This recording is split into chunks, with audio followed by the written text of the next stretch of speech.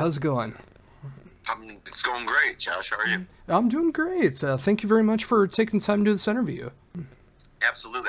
I've been doing some interviews this morning, and they were all international. And this is the first back home interview. So your lack of accent just shocked me at first. And it's funny because I have a Swedish last name, too. Oh yeah, there you go. I was particularly doing like French interviews, and some of the guys' accents so thick, you really got to listen. I get to sort of kick back a little bit. Oh, awesome. Well, again, thank you very much for taking time to do this interview. It's great to be able to catch up again as we were able to talk for the last album. And, of course, a lot has happened with the band since the last album, but all of it has conglomerated into Graveside Confessions coming out in just a little over a month on September 3rd through Nuclear Blast. You got it, yeah. It's been kind of a wild ride these last 2 years, but I think it worked out. You got to tell me, have you heard the record? Did they send it to you? I just got it yesterday, and I've been able to give it a couple spins, and Okay. I love what's going on with the album. I mean, I didn't think it was going to be possible to get even more brutal with less people in the band, but you guys found a way to be able to do it. I mean, just like everything sounds like everything's faster, everything's more brutal, like your vocals are more insane, and it's just like there's so much depth that's going on throughout the album as well too. It's just like it feels like a great continuation of the band right now. Well, I appreciate you saying that. You're some of the first people to hear it that I've spoken to. I haven't, as far as I know, the only people that really had the record until just right now was just label people, and they don't ever give you any feedback. All they care is, is this thing going to make money? You better hope so. And so, yeah, you try is it good? Do you like it? And they're like, I don't know. We'll see what it makes us. We'll let you know these statements and how much we like it, and they'll fucking love it if it makes money. But I think you kind of summed it up like we were hoping. If I'm being honest with you, on World War X.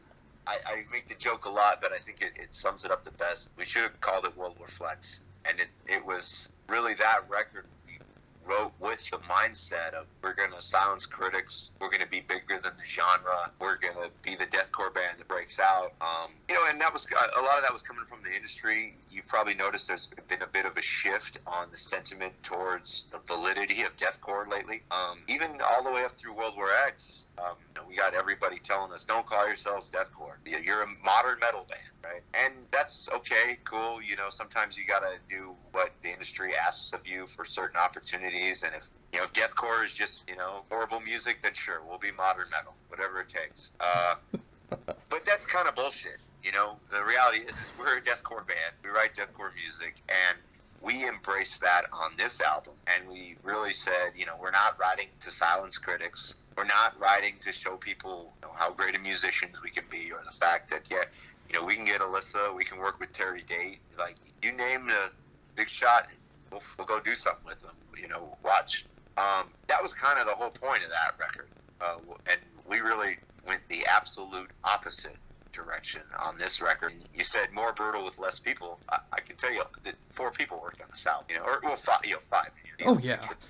So it's like it was kind of like this concentrated, distilled vision from 4 people who were kind of sick of being discouraged from being exactly who we were musically. And we said, well, what's the biggest middle finger we can do? It's just write a straight deathcore record, straight Carnifex record. We're not going to listen to any critics. We're not going to listen to any outside influence saying you should be this, you should be that. If you want to tour with Slipknot, you'll get rid of the breakdowns. I can't tell you how many times we heard stuff like that. And so we just said, fuck all that. That's not the band we are. You're not going to turn us into that band. And that's how you got Graveside. And I appreciate that mindset so much. I mean, especially with what's happened over the past year and still continuing on with the pandemic and all the changes in the world. It's just like society's a lot more angry. Like, there's so many black versus white mentality of like you have to think one way or the other way. I mean, there's so much anger that's happening throughout the world right now. And then when I get to listen to an album like Graveside Confessions, and it just starts off so heavy, and that momentum goes absolutely so heavy all the way through, hearing songs all the way from the first release and seeing you guys re-record songs and just hearing that brutality all the way from the back again in modern times. I mean, it's just incredible it sounds like a pure soundtrack for that. And then when I look at the bio and see that you got Mick Kenny doing the mixing and mastering, it's like, oh, that completely makes sense. That's why the production has just like that apocalyptic feel to it. Yeah, I mean, it's all these years, and I feel like we finally found like the perfect collaborators. And that's not to take anything away from the people we work with. I mean, we've worked with musicians that are so beyond our skill level that, we just look like hacks, and we've been lucky to work with them. So it was kind of this weird thing where like it's like Nick has such a similar mindset to us, which is like, he's not overly focused on the theory of it all, or the musicality necessarily. Like, if you put the record under kind of a stereoscope, they'll tell you, oh, man, this thing's peaks here, this is too loud, that's not loud enough, you should be compressing this. And it's like, when I think back to Dead in My Arms, like when we really broke, like we didn't know a fucking thing. All we had was heart. And we just said, that sounds good to us. Sounds different. That doesn't sound like the other records. That's what we want. And the reality is we lost that on World War X because we embedded ourselves with so many known features, facets of the music biz, and of kind of, Terry Day did the master, and Jason did the mix and the tracking, and those guys are all very much like they're pros. They do it by the book. They go by a gold standard. And that's fucking awesome if that's what you're doing. But I don't know that that's where Carnifex came from. We didn't know shit. And not knowing shit was kind of what made our sound unique. And we sort of said, well, we kind of have to go back to that mindset of like, maybe it isn't perfect by a professional's description, but I like the way it sounds, man. That thing's loud as fuck. You turn that thing up and you're kind of like, it's too loud, and I like that. And maybe it's not perfect, but, well, sorry, that's us. And that was kind of what the whole thing was. We're just going to embrace us, even in our imperfections. Oh, absolutely. I mean, I do love World War X. I mean, I love seeing where you come from and then make that kind of record, but this album does sound like the definitive Carnifex album. Like, everything that you guys have been through, everything, just like the good, the bad, the ugly that's happened in music, it's all conglomerated to become Graveside Confessions. And sometimes that does take going backwards to be able to move forwards. And when you take all of that, you put it through McKinney, and then you get the production value that it does as well too. I mean, it's a loud, brutal album, and it's great to see that from you guys. I'm glad that you feel that way, and that's exactly what that was the reaction we wanted, which is like you to listen to it and be like, wow, like I can feel this, like I get it, I see these guys went for it, and that's the fact that that's coming through means we did the job right. Oh, absolutely. And what I do appreciate so much about this album too is not only is it just like brand new music, but you got Dead Bodies Everywhere. You got at the end of the album, you get to revisit the band's catalog for a few songs. I mean, it's just not brand new material, but you're also getting people familiar if they've been a longtime fan of the band or if they're a Korn fan. Yeah, I think it's kind of us. Just one thing we said we wanted to do on this album was have fun. Like not worry about expectation or critics, and just go back to to what we always did, which is it's the band started. Me and Sean were roommates. And he's the main writer in the band, has been since day one.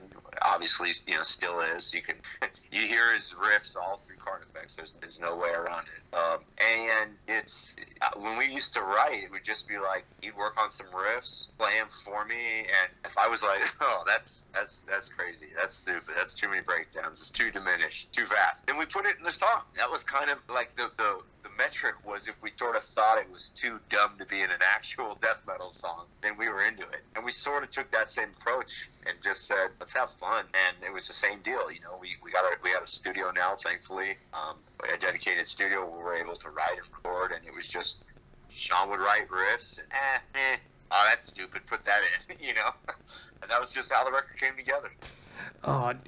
And again, you know, it's just like, that's the way it should be too. I mean, when you have friends together like that and you're hearing songs going back and forth, you know, just having that fun mentality, especially when you're writing the way that you started off. And you know, just like that first feeling when you're starting off as a band and you have that excitement of where the songs are going to go, where the band is going to go, and you can maintain that excitement all the way through your guys' career and, you know, put that mentality back again into Graveside Confessions. It's so cool. Well, I appreciate that. I hope that speaks to the fact that, you know, when we wrote Dead in My Arms and all those early songs, like, we're just writing from the heart. And I hope that this record sort of proves that, like, you know, we've always just been exactly who we are. And, you know, whatever has happened with the popularity of the band has happened sort of in spite of us just being who we are, maybe to a fault. You know, we definitely had some down years where, you know, being who we are was the wrong decision. But yeah, it's sort of come full circle, and I think people are appreciating that authenticity.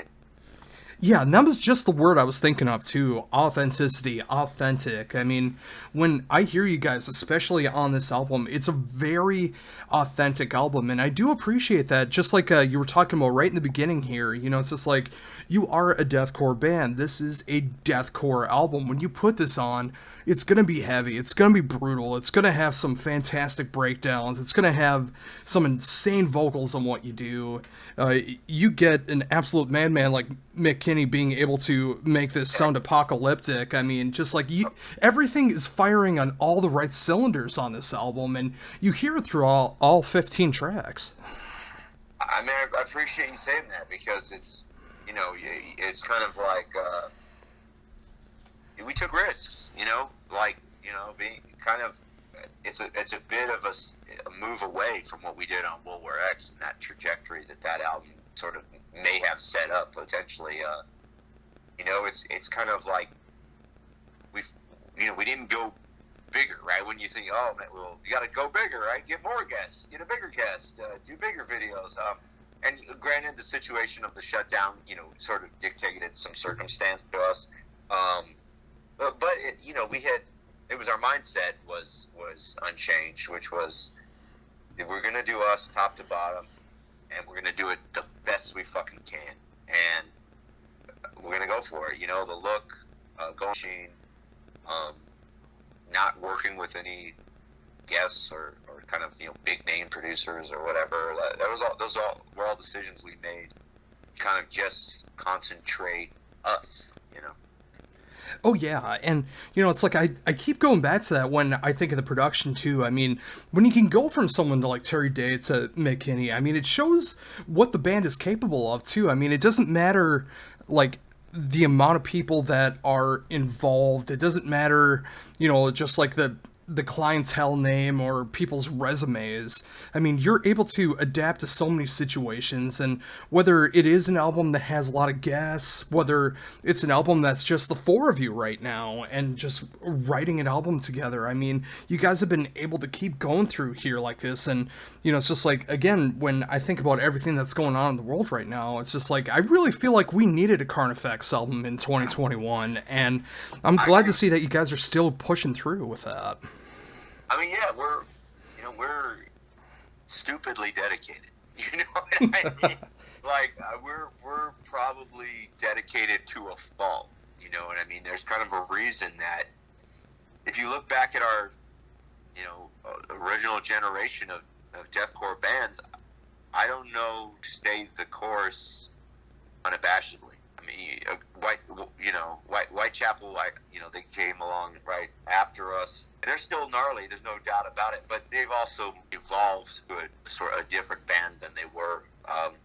You know, Plague, Despise, Through the Eyes, Lover's Black, J-Fac, the bands are essentially, you know, gone or in a diminished capacity now. And Suicide, you know, obviously had the self-titled, and probably that leaves a taste in people's mouth. They said some negative stuff about the genre that I think people sort of maybe they remember, And obviously they came back around with Become the Hunter, and they made an early deathcore record, and I think that's their plan for the next record.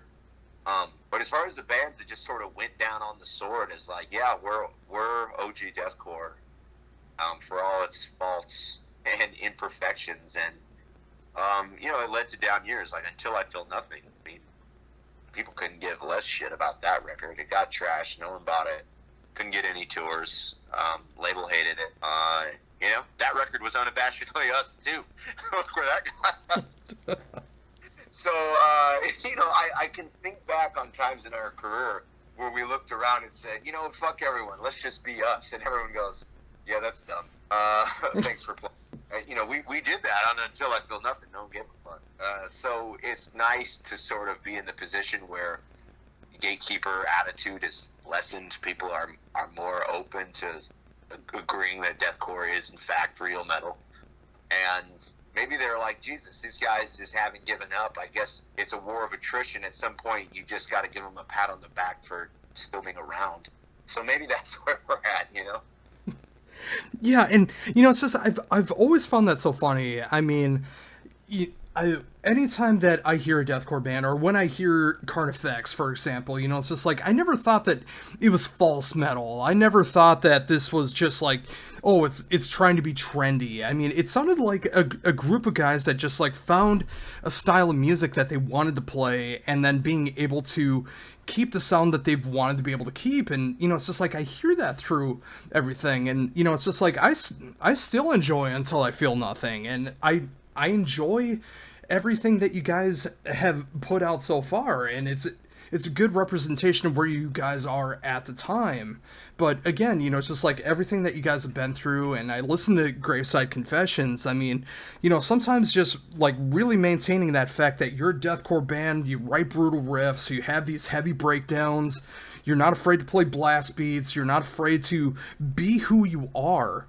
When so many other bands do feel like they need to evolve, and some musicians like really need to be able to start off one way and then make the band completely something else. With Carnifex, you're going to be getting a great deathcore album, and that's exactly what's going on here. I think that just speaks to our original intent, and when we started, we didn't invent the genre or anything like that. But when we did start, deathcore wasn't a scene yet. August of 2005, you don't have much out there. We had, Despised Icon was out there, but, this is 2005. I'm not exactly sure how old you are. I probably sound old saying this, but it was... I was a sophomore in 2005. Okay, so you remember, like, if you wanted to find deathcore in 2005, you sort of had to know about it.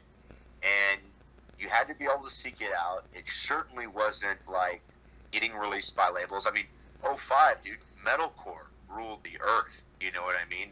That's all anyone gave a fuck about. And I'm remembering our early days, our first shows, we would play with metalcore bands. And this is at a time when everybody's doing metalcore and screamo. That was the combo for stardom. You know what I mean? You got a metalcore breakdown, and then you got a sing-song verse, and dude, you're off to the races. You're going to be big.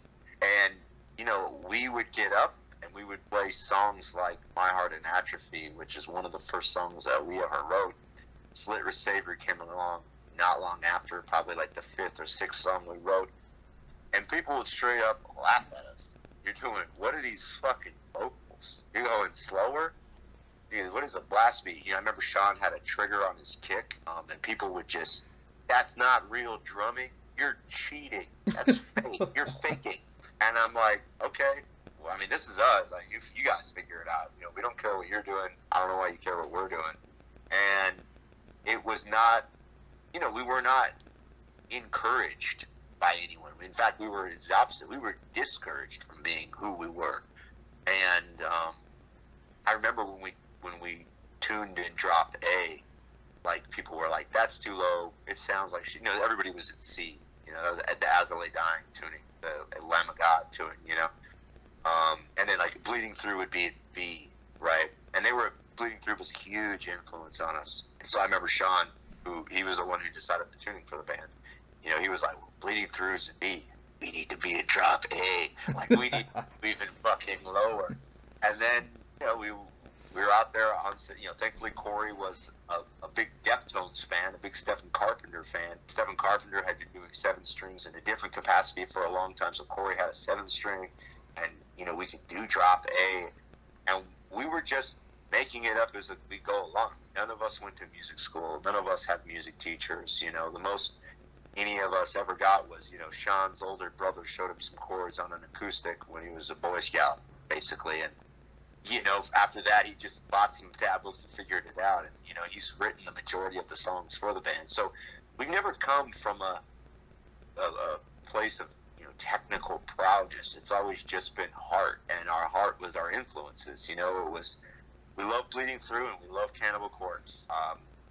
I know it doesn't make sense, but we decided to put both those bands and, you know, influences into a song. And sure shit, that's Light on My Face. That's Slit Wrist Savior. That's My Heart in Atrophy. You know, that Cannibal Corpse meets Bleeding Through is Dead in My Arms. I mean, it's just that simple. You know, that's what it was. It was just our fandom for both those bands expressed in our just raw enjoyment for the music. We didn't know you could put blast beats and breakdowns together. We didn't know we were breaking the cardinal rules of metal. We weren't living on the earth back then. We were just kids in a jam room, you know. And you see, again, that's why I appreciate the band so much, is because, again, that authenticity is just coming through. I mean, like, it could have been so simple to, like, go the metalcore routes or go the screamo routes. You know, it's just like just following what's working, following the trends. But you guys just wanted to make the music that you wanted to make. And, you know, it's just like Bleeding Through meets Cannibal Corpse, and, you know, just like making it your own formula. And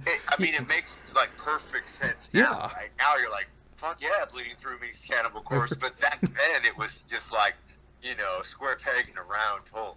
Death metal and metalcore? Oh, how fucking dare you, you know? Oh, and you know, that's how you originate music. That's how you're able to evolve and, you know, being able to keep going rather than just like being known as another one of those bands, you know, especially back like in 05, 06, 07, you know, it's just like you guys started breaking out because you were making your own sound just by being yourselves. Yeah, you know, we were, and I think that we, you know, in the lockdown, I think, well, I don't know if I can speak for other people. I did a ton of reflection on my life, you know, because it's just like, it was such a polar opposite. You know, I have been touring since November of 2006.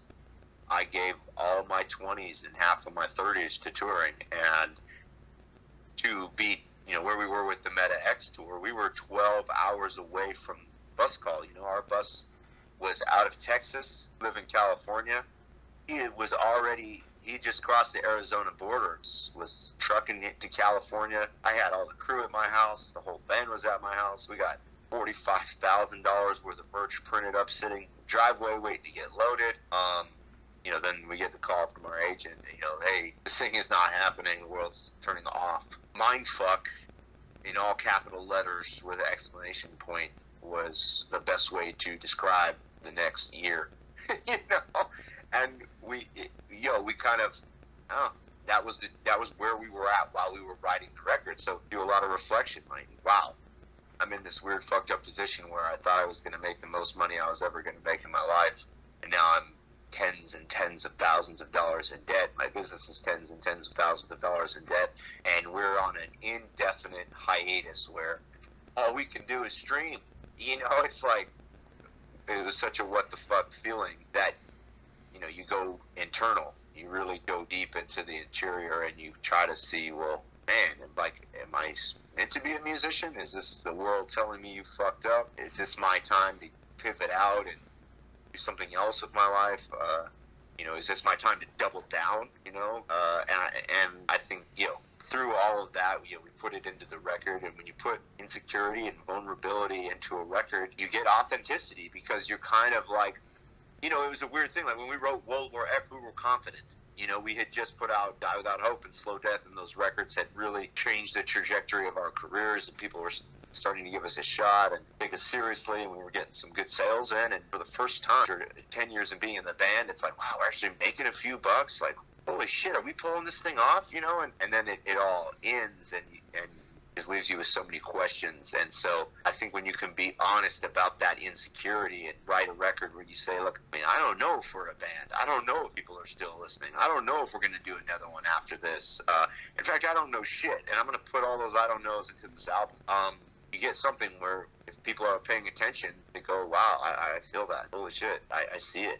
And I'm glad that's what's resonating. Oh, for sure. And I mean, obviously none of us know the future, but you know, it's just like thinking about the present right now. I mean, I'm so glad to see that you guys were able to still come together through everything that's happened in the last couple of years, and you know what we're still going through. I mean, there's still talks about the world shutting down here again and over in Europe, and you know, just like the different strands of COVID that's going on out there. You know, it's just like there's so many uncertainties right now, but you know, it's just like when I do listen to this album, I mean, you know, if the absolute worst comes to worst and this ends up being the final Carnifex album, I mean, this feels like the most authentic, give it all Carnifex album that anyone could ever expect. And, you know, it's just like you show everything that's going on through here, and you know, it's just like there's so many great brutal moments that are going on. You have something like January Nights, which is such a great like a breather before the brutality comes back in, and then you know it's like you can show that you can like cover Korn and make that more brutal than it's ever been, and you know just like again like ending the album, you know just like going back to the start and being able to bring to life those songs from the first release and being able to give it that 2021 flair and just showing that the brutality is still there. I mean, for a Carnifex fan, I mean, this album has everything that you would want from it, and it'd be an absolute great way to be able to go out. But that's not what I want. I want you guys to be able to keep thriving. I want you to be able to survive everything that's going on right now. Get back to that touring, you know, that feeling of World War X where it's like, wow, we're finally going to be able to make money off of touring and making the albums, the merchandise and everything. I want to see that thrive again, even though it's been pushed back. Yeah, I'm right there with you. Yeah, it's one of those things where you kind of say, hey, if I'm going out, how do I want to be remembered? And so I figure you got to go out guns blazing, and that's, you know, kind of, you know, and oddly enough, like we've written a couple of records like that. Like we thought, you know, when we were writing Die Without Hope, it was kind of similar. You know, we were in this weird legal limbo with the label, with our previous label, and we hadn't signed a Nuclear Blast yet. And, you know, we were also down a member. You know, we had our previous lead guitarist had left. And so we were in a very, you know, similar situation. And I sort of reflected on that. Obviously the stakes were lower because, you know, touring hadn't shut down or anything like that. Like it was more of a situation particular to us. But we were still in this situation where it's like Sean and I were working on Die Without Hope, and no one was asking for it. We didn't know if we even had a label to sign. We were only a floor piece. A member bounced out, and we were just like, well, we're going to write the shit we want to write. And that's what we did on Die Without Hope. And, you know, that really took us somewhere, and found ourselves in a similar situation. And years later, where it's just like, well, we don't exactly know what's going on, but if this is the last one we write, I guess it better be a big fuck you to everybody. So here you go. And that was Die Without Hope, and you know that was Graveside too. Oh, I couldn't agree more, and I think those are my favorite albums too. In retrospect, you know, it's just like when you have an album where there's nothing to lose, just like give it all, just show who you are, and you know, it's just like when you have nothing left to lose, when you don't have to worry about what's gonna happen next, and you can just like put everything in there and just say this is who we are. You know, it's a make or break album in that sense, but to me, it always comes off as the band showing that, you know, the authenticity is at an all-time high. We just giving everything that you can, and you know, just obviously hoping for the best and everything can happen in the future. And that's what I'm really hoping for you guys too. I mean, this is the kind of album where it really deserves that touring. It deserves the live setting. There's so many songs on this album that deserve that live treatment, and I really hope that all of that can happen when we get back to some kind of normalcy and maintaining that kind of normalcy where there can be shows still going on. and you know, it's just like, again, you know, worst comes to worst, this ends up being the last one. Like, this will easily be the best Carnifex album, and you know, it's just like, if everything does continue on, if the band's able to keep striving, I mean, this is just like a great watershed moment for the band, and I can just see that authenticity just continuing throughout the band after this. Proved twice now that when you have nothing to lose, you put out your best material, so why not keep going with that mentality? Yeah, I guess it's kind of fucked up. It's like, when you guys think you're going out, you do the best. It's like, oh shit. So we got to just, you know, be down on our luck and be like, we got no options. Just one last fuck you. Here you go. I don't know. It probably speaks to our personalities. You know, we always kind of operate from this position of try to stop us. You know, maybe that's because our early experience in the industry was just so negative. You know, it's just, we were kind of just the bastard children. You know, we were the juggalos of metal. And I feel like in a lot of ways we still get that treatment. I mean, you know, none of the big acts are giving us a phone call to go on the road with them. You know, we were busting our ass to get on this LA Knot Fest and couldn't even get an email back. So it's like, you know, I still feel like there's that part of us that's just like, you know, what does it take for people to notice us? And then full circle, and you stop giving a shit, and then people are like, wow, I really like this no fucks given attitude, and you're like, it ain't an attitude, it's where we're at. We actually don't care anymore. You know? Oh. And, you know, sometimes it does take that. I mean, especially when, you know, it's just like, you guys have been through so much. I mean, there's been a lot of high moments, a lot of low moments, everything in between. And, you know, of course, the whole world shutting down with the pandemic. And, you know, it's just like that. And now hearing, you know, it's just like when trying to get shows back out there, and you couldn't even get an email back about Knotfest, and it feels like that would have been a perfect situation for you guys. Like, you know, it's just like with the bands that are on the bill. I mean, when I keep looking back on it now, you know, even though it's just been a couple days, it's been announced. Like, it feels like it really needed a band like you guys on that bill. I couldn't agree with you more, but aware of it, you know, but the industry, you know, meaning not the fan base, but all the people that are, you know, just getting these festivals put together, these tour packages put together, deciding who's on the covers and all that. They're gatekeepers is the reality. And, you know, there's all this conversation about, you know, everyone gets a shot, you know, there's no gatekeepers in metal. That is complete horseshit. There's nothing but gatekeepers in metal. And the reality is they hate deathcore. They've hated deathcore since it showed up. They still hate it now. They don't think it's real. They don't think it's legitimate. I mean, we've sold almost 200,000 albums, dude. Can't even get an email back. That tells you everything you need to know, you know? The perception on deathcore, I think, is starting to change. Slaughter to Prevail, Lorna Shore, these are, maybe the industry will give them a shot, and that will open the door for the rest of us. But, you know, in the business mind, we're just fucking juggalos, you know? We're hacks. And that impression has been made and solidified. And they're just, for them to give us an opportunity now is to admit that maybe we're not what they think they are. And they're never going to do that. You know, it's fake metal to them. Code Orange is fucking real. You know, the band with a 6-figure record deal and the biggest management in metal business that's giving them every handout under the sun. That's fucking real. Carnifex has been out here eating shit, putting their heart into it. No, that's poser shit.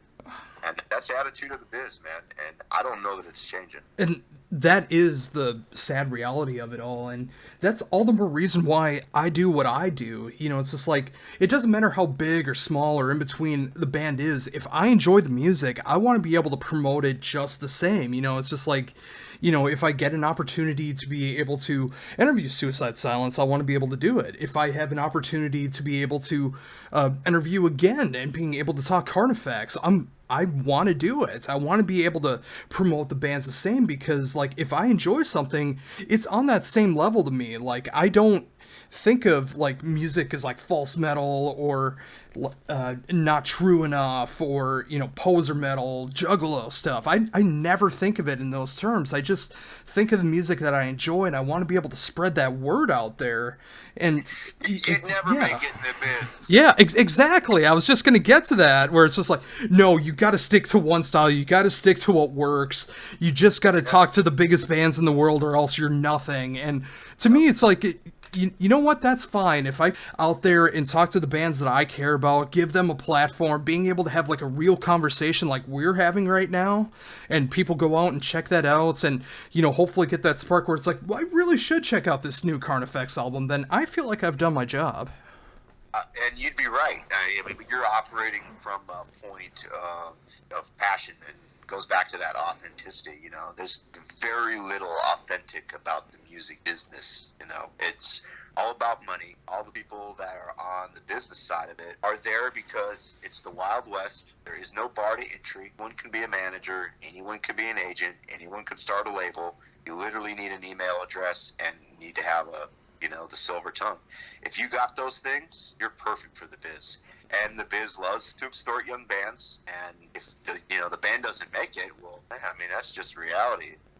Too bad the manager made all the money and the band never did. And then, they had their 2-year shot and you guys didn't break. So we'll fucking see ya. We got some more spaghetti we can throw against the wall and we'll make some money off of that. That's the business. That's what we've had to go through. And I look at some of these bands out there. I don't need to name names. You know exactly who I'm talking about. Some bands exist because of the industry. Oh, yes.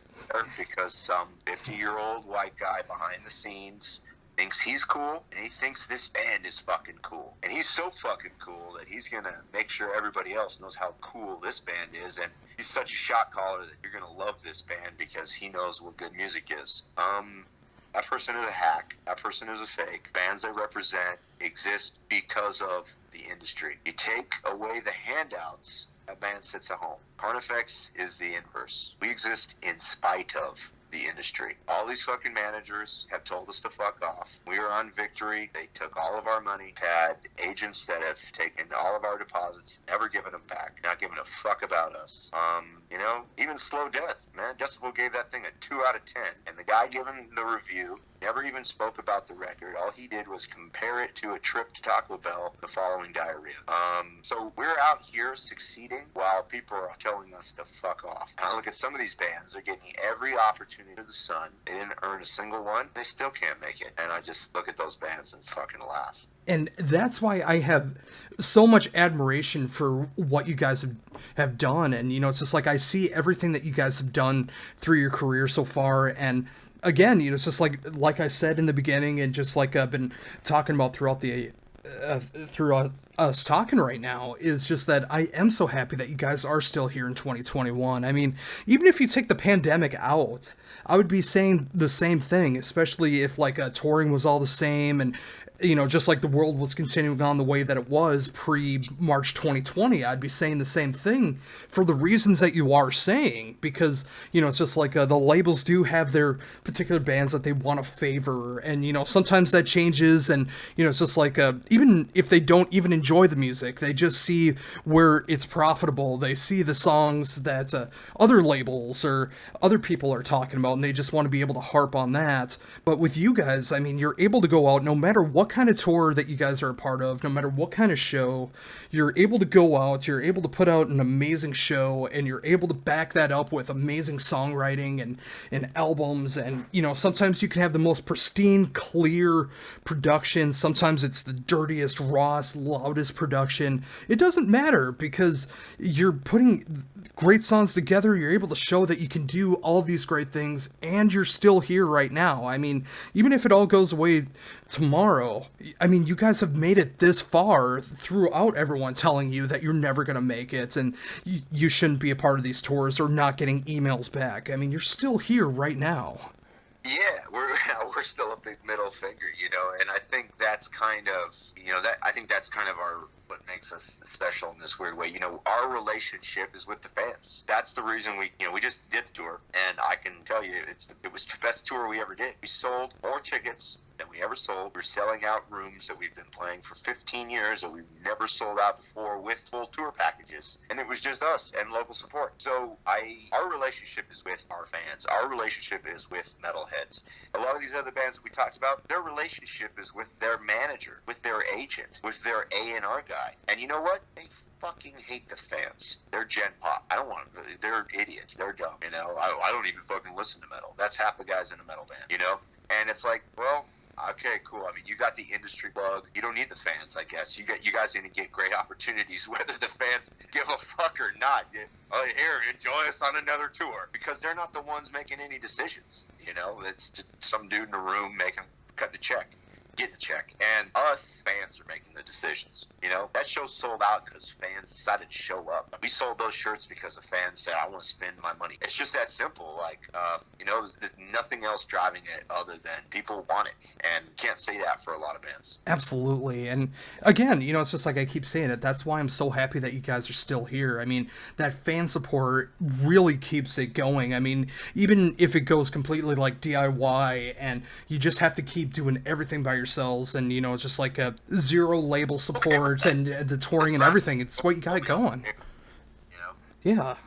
Like, if it's just us out there and the fans, you know what? That's fucking fine with me. We did this last tour with, you know, we have a great agent now. He's a good friend. Took a long time to find him. And, you know, we kept him around because he's legit and he's authentic. And, you know, he has a passion for the band. He followed us from day one, all that stuff. So it's, you know, and he believes in the band. He's not a hater like half the biz is, you know, they're deathcore haters. And, you know, I realized, shit, dude, all we need is a fan base. You know, we don't need anybody else.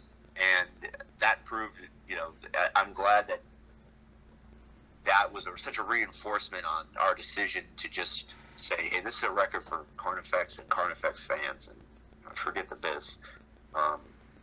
It just reinforced that was the right decision, you know. Oh, I couldn't agree more, and that's all the more reason why I'm glad that you guys had that mentality going in, and, you know, just between every song that's on this album, you know, it's just that authenticity is just ringing through, and, you know, it's just like, I really do hope when things continue on to get some kind of normalcy that these songs do get the recognition that they deserve. You know, it's just like you guys do eventually get on a tour where you can get that exposure that these songs truly deserve. And, you know, again, you know, just like worst comes to worst, you know, it's just like you guys have proven that the fans are there for you. You know, you can make those sold out shows. You don't have like the biggest bands in the world opening up for you, or you're not opening up for the world's biggest bands, and you have like the local bands on every show. Those shows are sold out for a reason. It's to see you guys. It's to, you know, get that merchandise out there. I mean, you're making the merch that people want to make. You're making music that's authentic to you and speaks to so many other people, whether it's in the recorded setting or it's during a live show, and you see those pits happening. I mean, those things are just so important to the style that you guys do, and having that authenticity behind it. And, you know, it's just, I see that continuing with you guys. I want it to be able to be successful, obviously, and of course you do as well, but, you know, it's just like you guys are proving that even without all of that help, that the fans are what are important. And I'm so glad to see that I'm not the only one that feels that way. You're not. You're definitely not. And I mean, we went all in on that idea and that motivation. You know, we embraced it completely. And that's why we didn't get any guests. You know, we're just like, you know, guests for the most part is marketing. It's somebody at the label, somebody somewhere said, hey, you know what's going to help your song stream more is if you get so-and-so. And, hey, that's all good. But we just sort of, hey, we've done that. And we're just going to go back to just being four goofs in the studio writing what makes us laugh. Again, it's just, I love that authenticity behind it too. I mean, I wish more people were like that, but, you know, just like you said, I mean, when it comes to the labels and the management and the gatekeeping that is not really talked about. I mean, there's so many people that think that it just comes to like the fan base being able to control what the music is out there, or, you know, it's just like people's negative opinions on social media. That's not what's controlling things. No, it's not good opportunities because, you know, the guy says, I like you, I don't like you. And in our case, they all decided they don't like Carnifex. So, no opportunity. That's, you know, that's what I tell people so often. You know, bands will give us demos, or people say, what's the secret? The secret? What? There's no secret. It's absolute nonsense. It's not a meritocracy. Doesn't matter if you're skilled or unskilled. It doesn't matter where your heart's at. You know, it matters who likes you. And who likes you, I'm not talking about the audience. I'm talking about, the guy that gets it done. And those dudes like some bands and they don't like other bands. And those are the bands who do and don't get the opportunity. It's really just that simple. And, for people like me, for people like you, and, the fan bases and musicians and fans around the world that have that feeling where you don't want to just listen to what the higher ups are wanting you to listen to and having the touring like that, or being able to hear that on like a heavier streams or satellite radio or whatever the case is, wherever you get your metal, it's just like for people like us. There is an album like Graveside Confessions. There is a band like Carnifex that's still going strong and just like proving that making the music that you want to make can be so cathartic. And for fans that don't even play anything, they can just like listen to what's going on, whether it's the breakdown speaking to them, whether it's the lyrics, whatever the case is. It's just like that authenticity is behind it. They can have those feelings behind it, and when they come to the shows, they're either able to get into the pits or they're just able to headbang off to the side or in the back, whatever the case is. Just having fun at the shows and picking up the merchandise and everything.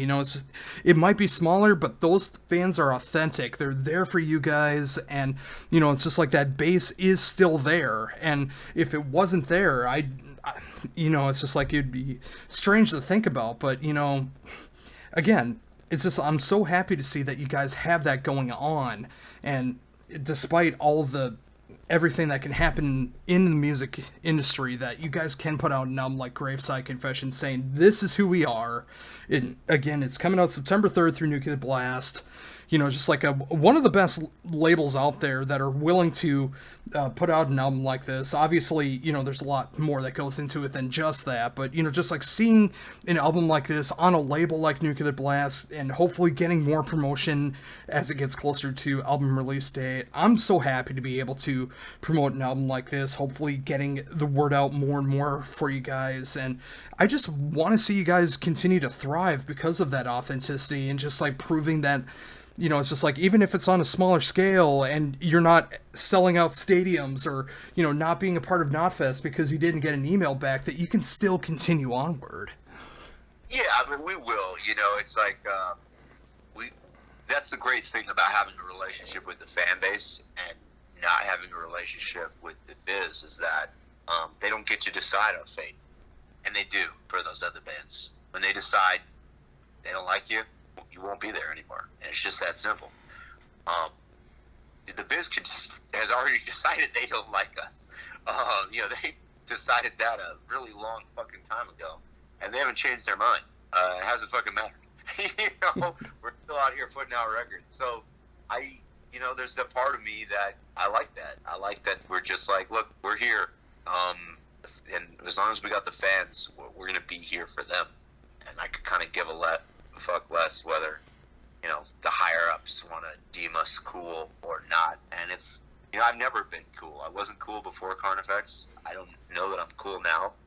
I think my band members are great fucking musicians and we've done some great records together, but me as an individual, I'm just still that same loner kid that was always there. If anything, I've reverted back to that person more on this lockdown because I was so isolated. But I don't know. I just don't care what other people think unless they're on board. I mean, if you have something negative to say, it's just like, dude, I've heard it. All the Lambgo comments I've read back when they had anonymous comments and no one gave a fuck. It's like, all the YouTube comments I've read that have picked me apart, the way I look, my physical attributes and gone after them. It's like, I've been chewed up and spit out already, and I kind of don't give a fuck. So either hang out or don't,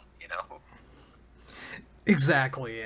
I mean, and yeah, I mean, the pandemic does reinforce that too, and I feel so much about that about myself too. I've always been more of a loner. I've always just enjoyed what I've enjoyed, and it's just like when I think of like different fans out there, it's like sometimes the music that I listen to is too brutal for one group, or the music that I listen to is too progressive for other brutal people. It's just like I never really fit in with the music that I enjoy. I mean, there's bands that we can talk about, but as soon as I mention like another band, then it's just like people lose interests. So I always just try to like focus on the music that I care about, and that is just like everything that goes around the world of metal. And when I get to talk about something like deathcore, when I get to talk to a band that's been through everything you guys have been through and just showing that you're still here, it just proves again that all you need is just that mentality of being able to do what you want to do, having that fan base that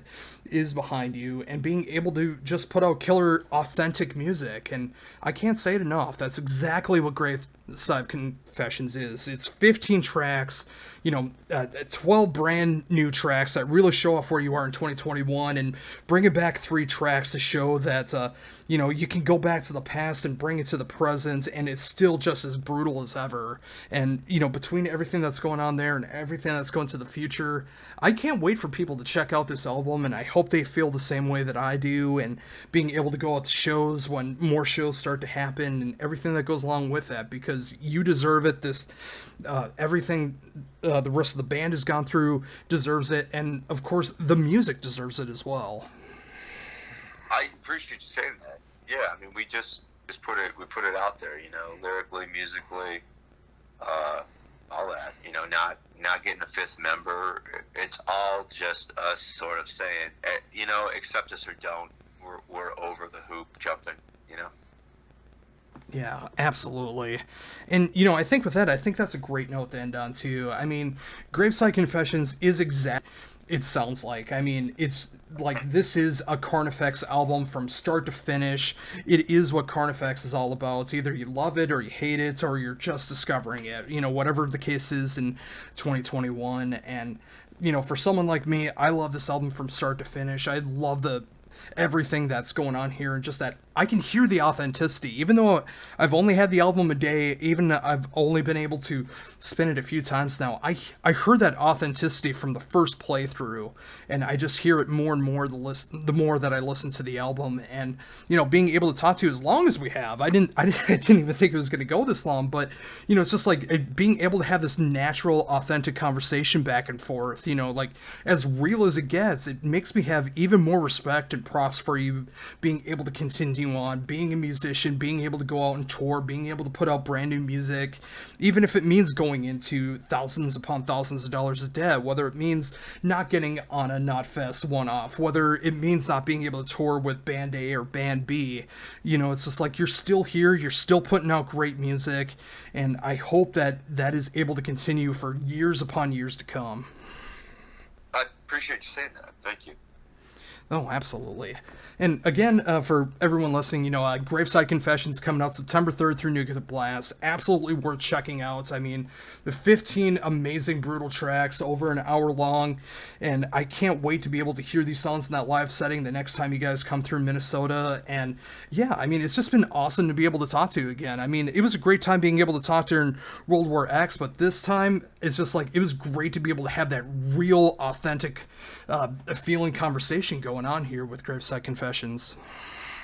I appreciate that. Yeah, I just try to speak plainly, about where we're at. And, I mean, I don't have the sales pitch anymore. You know what I mean? I mean, that, like I was saying, I mean, this is what you get with Graveside Confessions. I mean, it's a Carnifex album. It's brutal. It shows off what the band is all about. Here it is. And I think that's all it needs, especially to the fan base. Hey, I'm down with that.